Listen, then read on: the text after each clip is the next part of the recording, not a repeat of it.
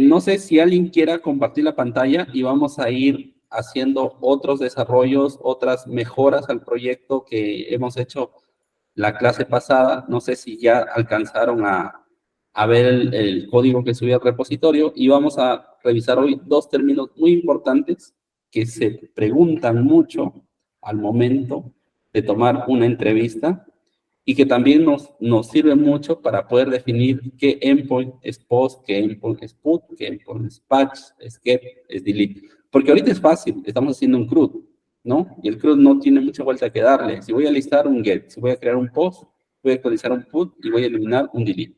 Pero ¿qué pasa cuando vienen actualizaciones parciales? ¿Qué pasa cuando viene un deshabilitar, pero que puede tener un habilitar?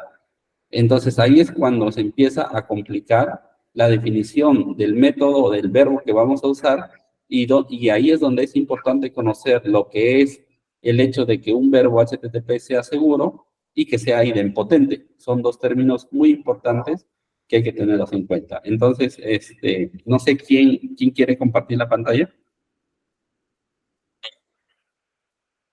¿Podría compartir? A ver.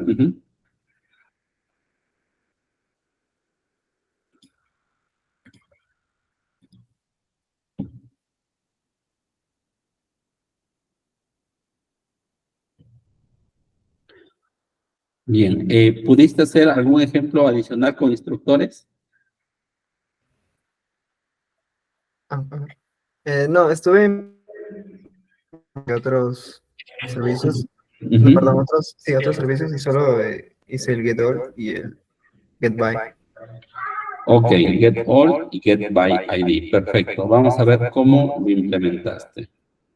Vamos a revisar. En la clase pasada hicimos la implementación del create, ¿no? Hicimos la Sí. implementación del create, pero era un create sin validación de que no se repitan los recursos, ¿no? Entonces hoy vamos a hacer un ejercicio. Vamos a ir al DTO, para que todo nos vaya siguiendo. Vamos a ir al DTO, al Student Creation DTO. ¿Ya? Y vamos a agregar... Ah, perfecto, Ronald también quiere explicar. Claro, Ronald, deja nada más, hacemos este ejercicio y pasamos contigo. Vamos a hacer algo. Les comento un punto muy importante. Dentro de los servicios, dentro de todo lo que es los servicios de tipo RESTful, hay dos términos que les comentaba que eran muy importantes. El término de que un método sea seguro y el otro de que un método sea idempotente. Por método nos referimos a los verbos HTTP. ¿Qué es seguro? ¿Qué es idempotente? ¿Alguien sabe o tiene una idea? No tiene que ser exacto, pero más o menos para ver si alguien por ahí los escuchó, les preguntaron en alguna entrevista.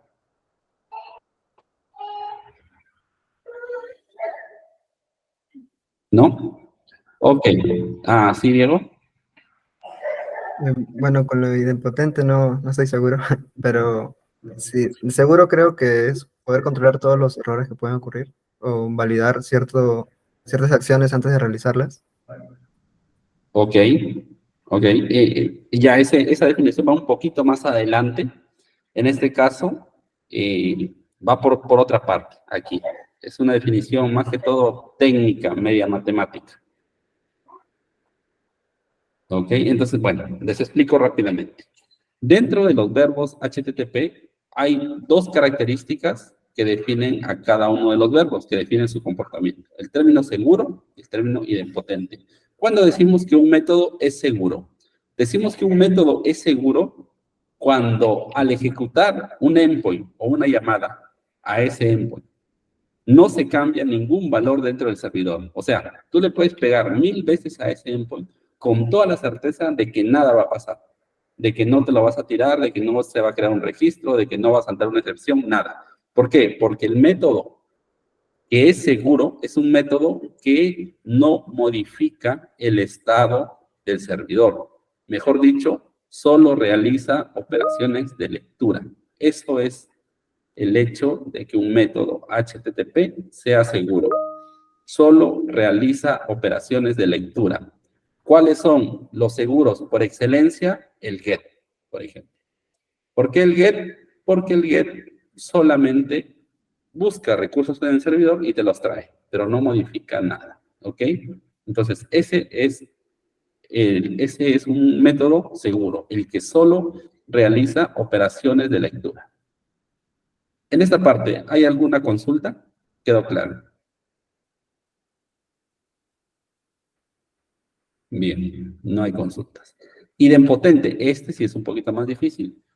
Un método es idempotente cuando el hecho de que tú lo ejecutes muchas veces, el efecto que genera el servidor es el mismo a que cuando tú lo ejecutas una sola vez. Eso es idempotente. O sea, tú lo ejecutas muchas veces y el efecto va a ser el mismo a que tú lo ejecutaste una sola vez. Esa parte sí quedó claro. ¿Alguien quiere ejemplificar? Una duda. Sí. Sí, en el caso de lo seguro que dijo, lo de lectura, supongamos que se ejecutan, no sé, miles de gets al mismo tiempo, o no sé, cientos de miles. ¿Eso no hace que el servidor también se caiga, como mencionó? Claro, pero eso ya no tiene que ver con el hecho de que la solicitud que tú estás haciendo hace que se caiga. Lo que hace que se caiga no es la cantidad de veces que tú solicitas, sino la infraestructura que tienen del lado de ellos.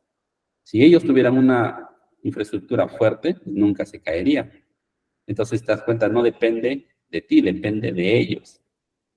Por eso es que, aparte, hablando en temas de seguridad, se dice que un método es seguro porque no modifica el estado del servidor. O sea, cuando tú le pegas a un endpoint de Spring Boot, el servidor es el Apache que está corriendo. Y de ese estado del Apache estamos hablando. Ahora, que te tires el fierro que soporte ese Apache, ya, esa es otra cosa. Eso está fuera de esta definición. Ahorita estamos hablando, por eso les digo, es medio matemáticamente hablando, porque es como que tú estás hablando de la lógica, no tanto de la infraestructura física. Por eso, porque aquí estas definiciones, tú le puedes empezar a sacar cosas, oye, ¿qué pasa si en lo que tú hiciste la solicitud, viene una transacción paralela y modificó? Sí, o sea, pueden pasar escenarios así que hacen que estas definiciones se rompan. Pero esto habla nada más del modelo lógico, no habla de lo físico como tal. Por eso le decía que es un poquito difícil de entender, porque yo les voy a poner un escenario y ustedes me van a salir con una forma de romperlo. Eso es obvio. Por eso no lo veamos tan al pie de la letra, pero en teoría un método es seguro cuando es de lectura y es idempotente cuando es el mismo resultado el hecho de que lo ejecutes una vez a que lo ejecutes miles de veces. Un ejemplo, si ustedes eliminan una factura de la base de datos una vez, la factura se elimina. Si ustedes le pegan 1000 veces a ese endpoint, pues la primera se elimina, pero la segunda ya no hace nada y te sigue retornando lo mismo a ti. Entonces, por eso es idempotente, una operación de delete, porque tú puedes invocarla una vez y la puedes invocar 1000 veces y al final el registro siempre va a quedar eliminado. Porque si existe, lo elimina y si no existe, pues no hace nada. ¿Sí, se entiende esa parte? Rolando, una consulta. Sí. En este caso, un método de eliminar no sería seguro, entonces. El método de eliminar no es seguro. Sí es idempotente, pero no es seguro. ¿Por qué no es seguro? Porque sí modifica el estado del servidor. Porque si el registro es encontrado, lo va a borrar. O sea, es una operación de escritura. Acuérdense que seguro es solamente aquellos endpoints que hacen operaciones de lectura. Entonces, una operación de delete no es segura, pero sí es idempotente. Ok. ¿Alguna otra consulta? Esta parte es importante y es media rara para entender, pero no se espanten. Pregunten nada más. En el caso de los get que son de lectura, Ujú. ¿también serían idempotentes porque siempre devuelve lo mismo o no necesariamente? Claro, ahí, por ejemplo, ese es un buen escenario donde si yo te doy una explicación, tú me vas a salir con otra cosa. Mira, te doy la explicación. Si tú, ¿es seguro un get? Sí, porque es de lectura. Eso nadie lo discute. ¿Es idempotente? Sí, porque tú solamente vas y traes el registro, Pero ¿qué pasa si tú me dices, oye, yo con una llamada paralela puedo eliminar el registro? Entonces, a la primera vez me lo va a traer, pero a la segunda ya no me lo trae porque ya no existe, porque yo ya lo eliminé con una llamada paralela, me puedes decir, ¿no? Pero el efecto es el mismo. ¿Por qué? Porque como es de solo lectura, la llamada que tú hiciste sigue siendo idempotente. Quien no fue idempotente fue la paralela que entró. ¿Sí, sí te das cuenta? Sí, ¿O un no? poco confuso, pero sí. Sí, sí, sí, es un poco raro esto de la idempotencia, más que todo porque es teórico, no aplica como tal en la realidad. Y ya lo vamos a ver más adelante con los patch y los put, que son por excelencia los que les gusta confundir a la gente. Esos dos métodos, el put y el patch, no son seguros, pero sí son idempotentes. ¿Por qué? Porque, por ejemplo, el put, ¿para qué se utiliza? El put se utiliza para actualizar un recurso en el servidor. ¿Ok? ¿Es seguro? No. ¿Por qué? Porque cuando tú actualizas, modificas el estado del servidor. Entonces, ahí nadie discute. Pero es idempotente el put. El put sí es idempotente, porque si tú actualizas, por ejemplo, vamos a suponer que yo quiero actualizar el nombre de Aimer en la base de datos, ¿no? De nuestro amigo Aimer. Lo ejecuto una vez, quiero cambiar de Aimer a Aimer 1, se cambia. Lo ejecuto 1.000.000 de veces, el cambio de Aimer a Aimer 1, sí, se va a volver a ejecutar. Si digo al usuario Aimer, obviamente identificado por un ID numérico, le quiero cambiar a Aimer 1, se cambia, y le pego 1.000.000 de veces más, entonces va a seguir cambiando el mismo valor. Entonces se dan cuenta que sí es idempotente, porque siempre va a tener el mismo efecto, siempre va a cambiar el nombre, a menos que llegue una transacción paralela por detrás y elimine el registro Aimer y en algún momento me diga, oye, no existe el usuario Aimer. Entonces, véanlo como teórico. Ahorita vamos a dejarlo ahí, a menos que alguien tenga una pregunta adicional y vamos a pasar al desarrollo. ¿Alguien más? ¿No? Ok, vamos a pasar al desarrollo para ver justamente este tema de idempotencia. Mira, vamos ahorita a trabajar con el de creación. Acuérdense que para crear un recurso utilizamos el POST. El POST no es seguro ni es idempotente. ¿Por qué? Porque si tú creas un registro una vez, se crea. Pero si lo intentas volver a crear, ¿debería crearse? No, ¿verdad? Porque ese registro ya existe. Debería decirte, oye, ya no puedo volver a crear ese registro en mi base de datos porque ya existe. Esa es la idempotencia que define al POST, al método POST. ¿Ok? Entonces, si te das cuenta, no es como tal idempotente. Porque cuando tú quieres insertar un alumno, te va a dejar. ¿Quieres volverlo a insertar? Ya no te va a dejar. O, por ejemplo, vamos a Perú. En Perú utilizamos el número de DNI para identificar a una persona de manera única. Entonces, si viene Joel y dice, regístreme en el sistema, ingresa sus datos, se registra. Pero si la persona que está haciendo el registro vuelve a dar clic en guardar, ya no debería dejarle, ¿o sí? Ya no debería dejarle, porque estamos hablando de un escenario post en donde se crea el recurso y no se puede volver a crear. ¿Ok? Entonces, ahorita si se dan cuenta, si vamos al endpoint, ejecute el proyecto, por favor. Vas a ejecutar el proyecto y vas a intentar crear un estudiante con cierta información. Y luego le vas a dar 5 veces a ese endpoint y vamos a ver qué pasa.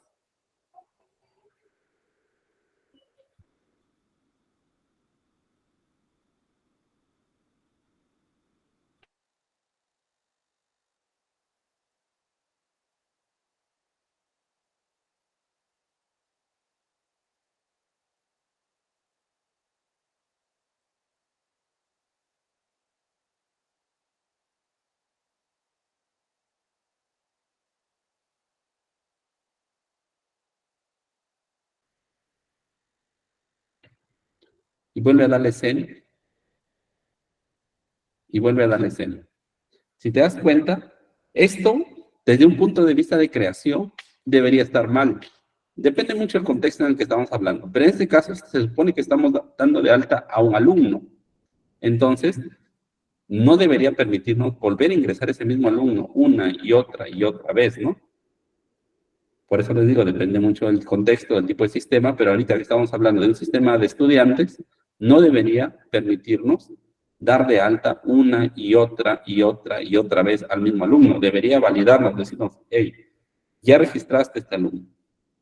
Entonces, ahí es donde estamos hablando de la idempotencia. Un método POS no es idempotente, porque en el primer intento te debería dar 201 y los posteriores te debería dar 409, que es conflicto, ya existe, está duplicada, ¿no?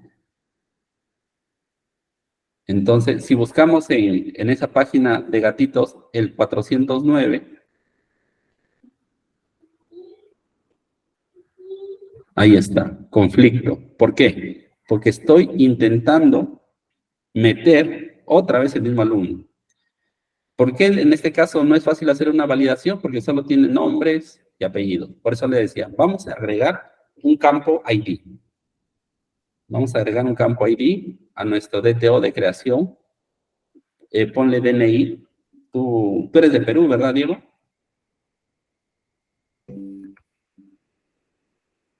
Entonces, dependiendo del país, vamos a agregarle un campo que identifique de manera única a un estudiante.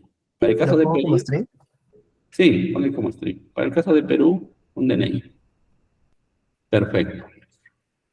Ok, entonces mapeémoslo a la base de datos para que la base de datos también lo guarde.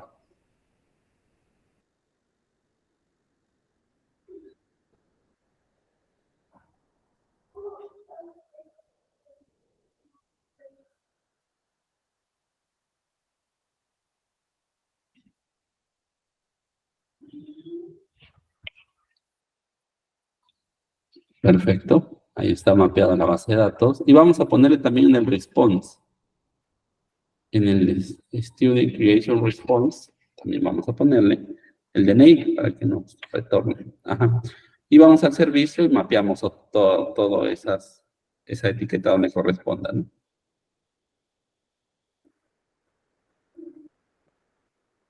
Ahí en el toEntity y en el toDTO.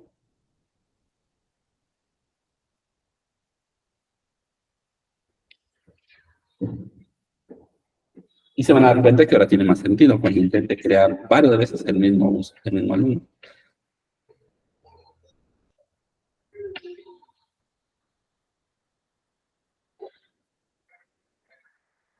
Ya. Ahora vuelve a ejecutarlo.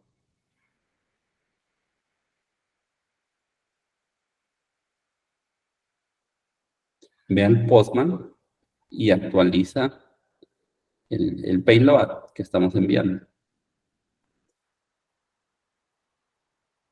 Vamos a incluir el DNI.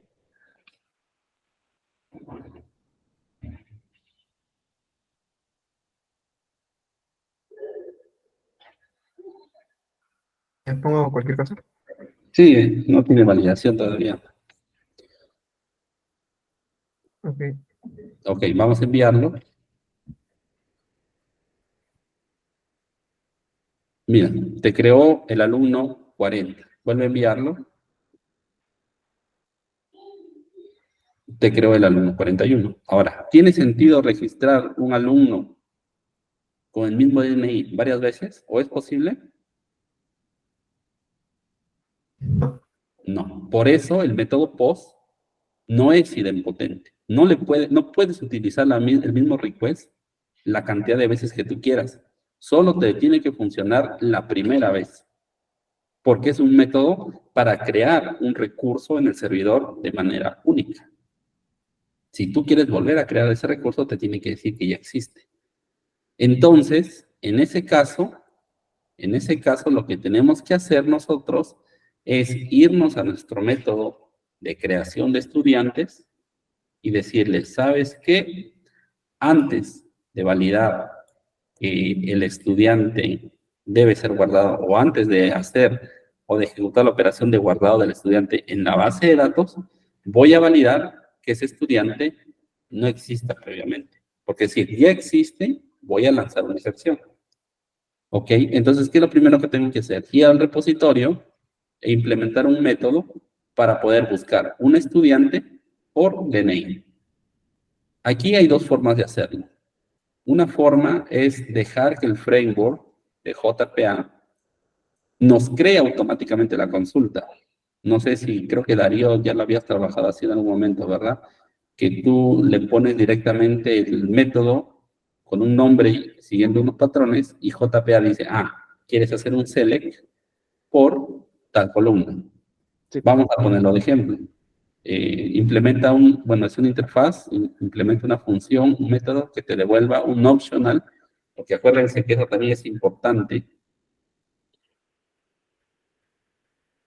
Un optional.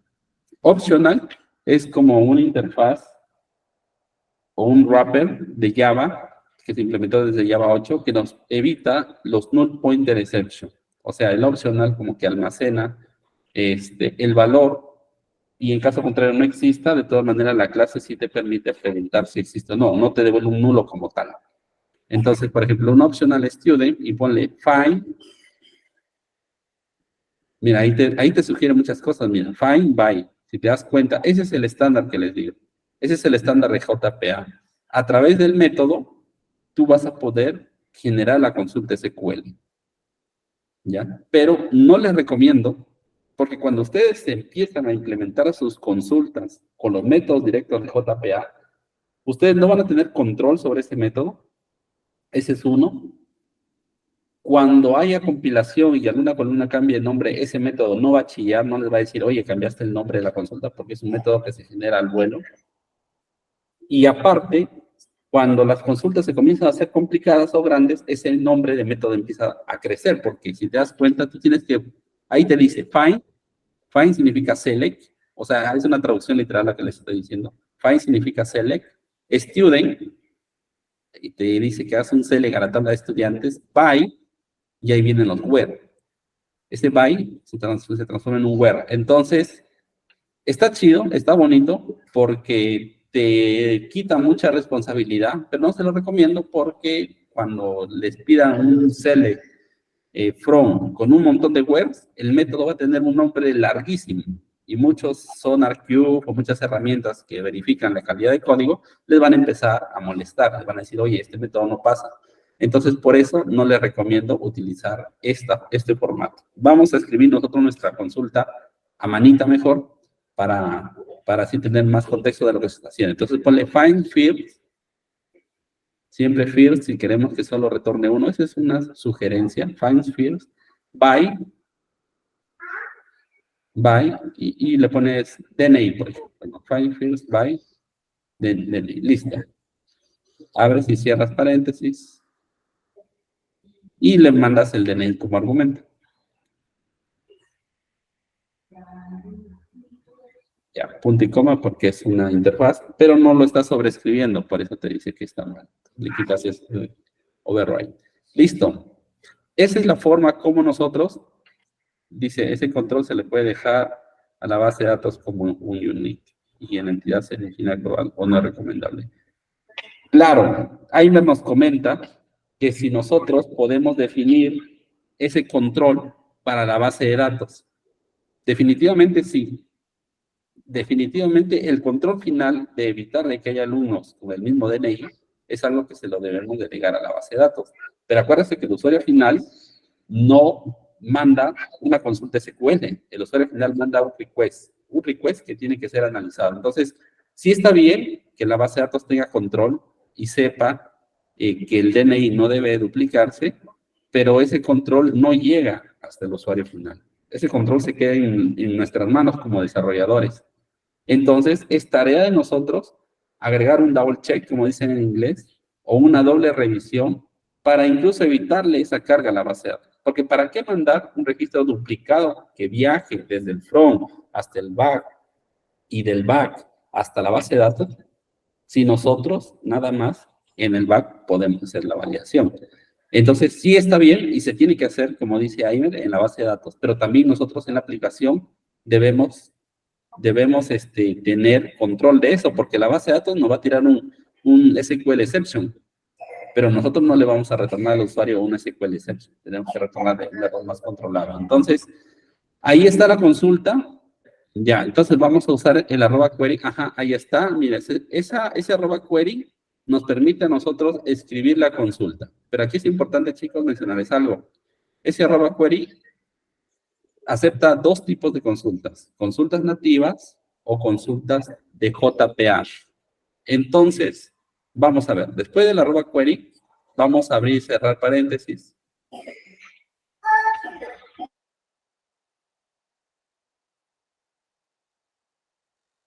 Y ahí, entre comillas, vamos a escribir la consulta.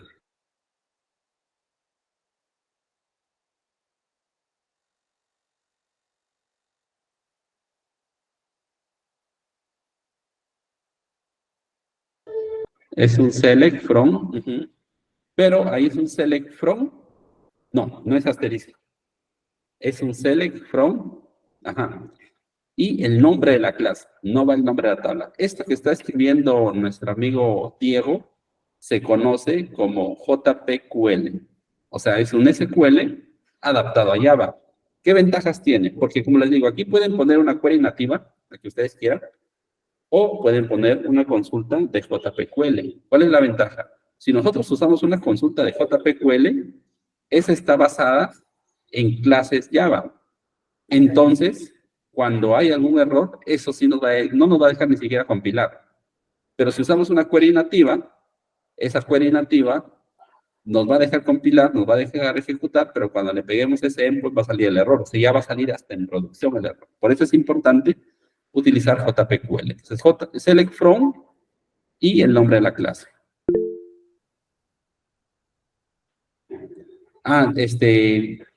Diego, ¿lo puedes colocar en modo presentación para que los compañeros alcancen a ver mejor?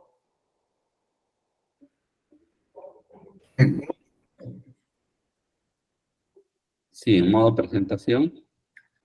En la opción...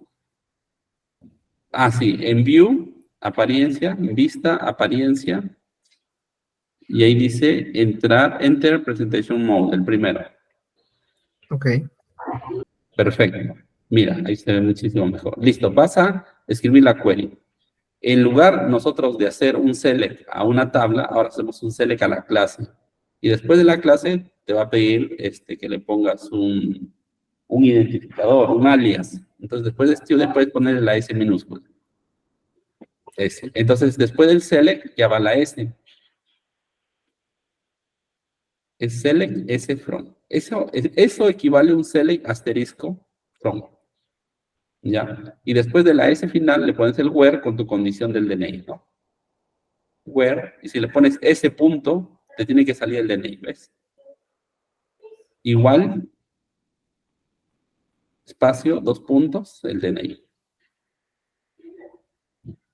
Ok, ¿y qué hace el framework? El framework detecta que tú le estás poniendo un optional como tipo de retorno y dice, ok, quiere el primer registro. Si tú le pones una lista, te retorna todos los registros. O sea, internamente, cuando esto se ejecuta, le agrega a la consulta el limit 1.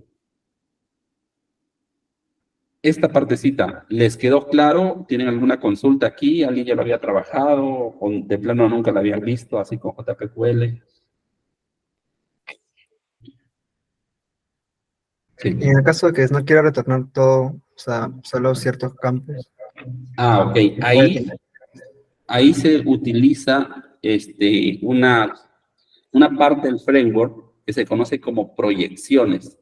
Y eso es importante, porque, por ejemplo, vamos a suponer que tenemos una tabla de facturas, ¿no? Tenemos la columna del emisor, el receptor, el total de la factura, la fecha de emisión, fecha de autorización, un código y X cosas. Pero también tenemos guardada la factura en binario en esa tabla. ¿Se imaginan que a cada rato la gente que consulta las facturas de 100 en 100, que son miles de consultas, esté trayéndose de la base de datos hacia el backend todas esas facturas en binario? Se van a tirar el sistema de uno. Nosotros, cuando tenemos tablas que almacenan información en binario o información que es pesada y que no es necesaria de primera mano, es importante implementar lo que se conoce como proyecciones o projections.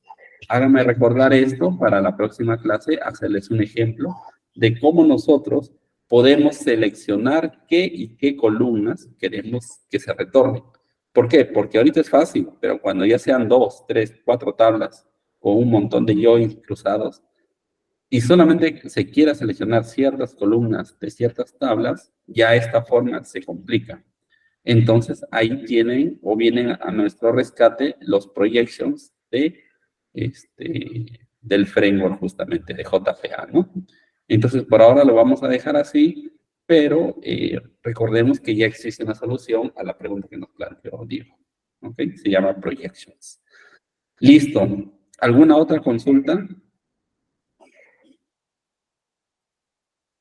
Por aquí, no sé, que os pregunten sin miedo, sin vergüenza. Darío, Javier, Joel, Martín, Ronald, Aimer.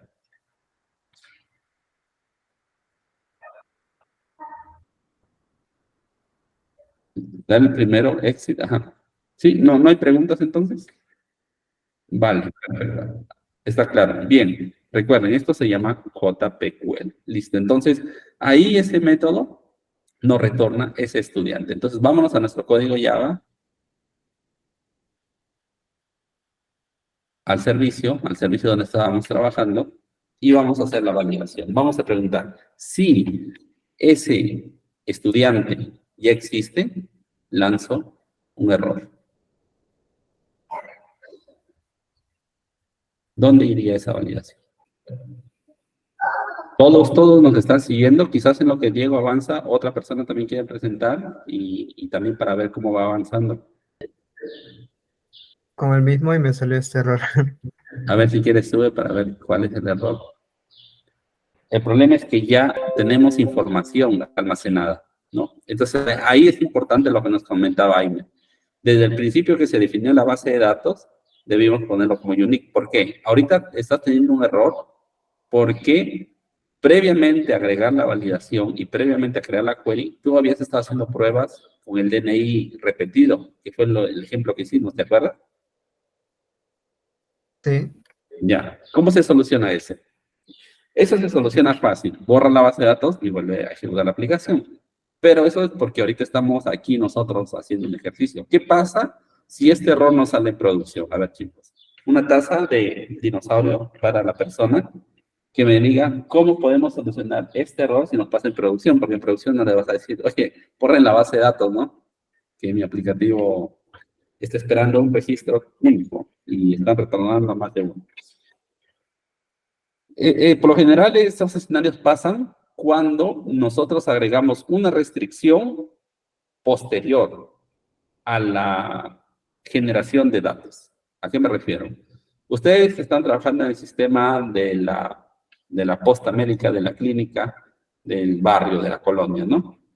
Y le dicen, oye, no un sistema. Ok, generan el sistema y por ahí generan un ID, vamos a suponer, ¿no? Como el número del historial del paciente. Y de un momento a otro llega la persona que es la encargada del sistema, se los contrató y le dicen, oye, ¿sabes qué? Quiero que este ID sea numérico y que sea único.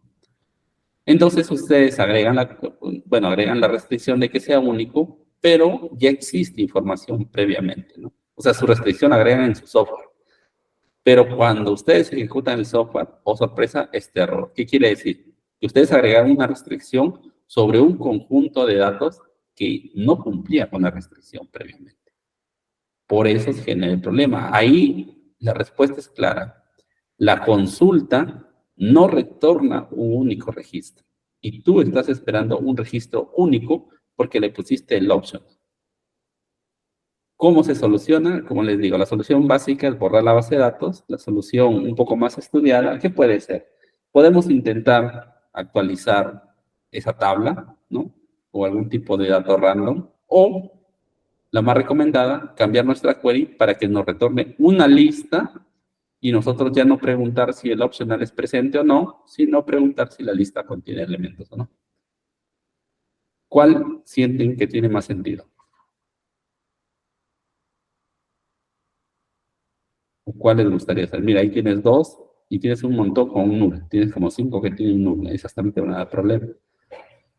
¿Ok? Entonces, como te digo, puedes borrar la base de datos o puedes cambiar tu consulta. Por ahora vamos a borrar la base de datos para que sea más rápido.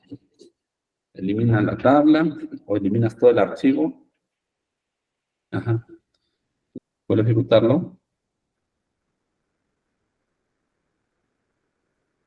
El estudiante ya existe. Ujú. El estudiante ya existe. Me causa curiosidad cómo es que se suben todas esas excepciones hasta allá. Pero bueno, está bien. Entonces, nos dice que el estudiante ya existe. Se está subiendo la traza hasta el backend. Ya se está validando. ¿Qué nos dimos cuenta aquí? Nos dimos cuenta que el post no es idempotente. La primera consulta pasa y si queremos volver a ejecutar las siguientes consultas, nos va a comenzar a tirar este tipo de errores. Rompe el principio de idempotencia y tiene más sentido. Bien. ¿Alguien más que nos quiera compartir su pantalla para ver cómo les fue? En la respuesta acá hay uno que da el mensaje como que se puso en el servicio, pero acá en la traza, aparte del mensaje, como mencionó, se muestra el framework. Entonces, ¿cómo podría hacer para evitar que no dé esta respuesta? Vamos a ir a esa parte que es el Controller Advisor. El Controller Advisor es un componente que va en el top de nuestra pila de endpoints de tipo RESTful. ¿Qué hace? El Controller Advisor es el que captura las excepciones y las loguea si hay que loguear. Y si no hay que loguear, pues no genera los logs. Porque acuérdense que cuando trabajamos en entornos de microservicios, son miles de instancias corriendo estas aplicaciones. Y cada instancia genera logs, como lo que estás viendo ahí. Y los logs a nosotros nos cobran por almacenarlos. Y si no usamos un servicio externo y usamos un servicio local, igual pagamos por el almacenamiento, pagamos por el servidor. Entonces también tenemos que ser muy cautelosos al momento de guardar los logs. Este log de aquí no debería guardarse. ¿Por qué? Porque se supone que es un error controlado, ¿no? Pero ¿cómo? Vamos a la pregunta como tal. ¿Cómo evitamos que este tipo de información se escale hasta un punto en el que el usuario diga, ah, no manches, está usando framework Spring, es Spring Boot, por la estructura de paquetes es tal versión, y por el mensaje está usando una base de datos SQL, y así comienzan a sacar información de ahí, ¿no? La tabla se llama tal,